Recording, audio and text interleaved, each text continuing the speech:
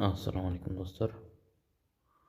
Бүгін біз сіздермен араб тілінде өткен шақ және осы шақ қалай жасалады соны түсіндіреміз. Қазақ тілінде оқу деген сөзге дым деген қосымшаны жалғау жалғаса оқыдым өткен шақ, немесе оқуға мынды болса оқимын.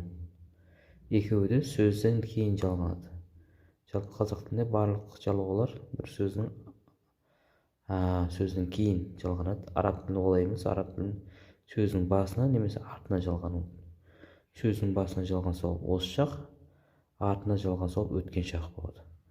Қазір бұған мысалдар жазып келтіреміз. Мысал жаздық, мінекей қараңыздар. Біріншісі актубу, әдейі түсінікті үшін харакелермен жаздым. Актубу, кәтаба деген сөздің алдына жалғанып отыр алиф.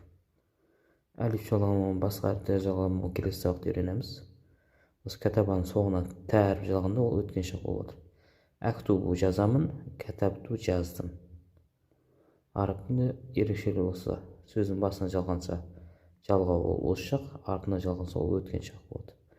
Және мен жазамын, сен жазасың, ол жазады деген оларды келесі сабақта үйренеміз. Жалпы осы тақырыпта жалпы сөздер қалай құралады соны үйреніп жатырмыз. Қазақ тілімен түсіндіру, салыстырмалы жағынан түсіндіру үшін келтірдім мысалда. Қазақ тілінде кез келген сөздер өзгеруші, ол жалғаулықтар сөзден кейін жалғанады. Артына, алдына емес, тек қана сөзден кейін. Араб тілінде алдына да, артына да жалғана береді. Алдына жалғанса осы шақ, артына жалғанса өткен шақ. Және де қазақ тілінде осы шақтар үшеу болады. Осы шақ, өткен шақ және келер шақ.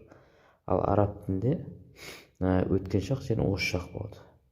Осы шақта тұрған сөз әрі осы шақты және келер шақты да білдіріп береді. Мысалы, актубу жазамын, немесе жазып отырмын деп екі түрлі мағынаны келтіруге болады. Кәтапту ол жаздым, тек қана бір түрлі мағына береді. Араб тілінде осы шақ пен келер шақ жалпы бірдей болады. Кейбір ерекшеліктер бар, оны да келесі сабақта үйренеміз.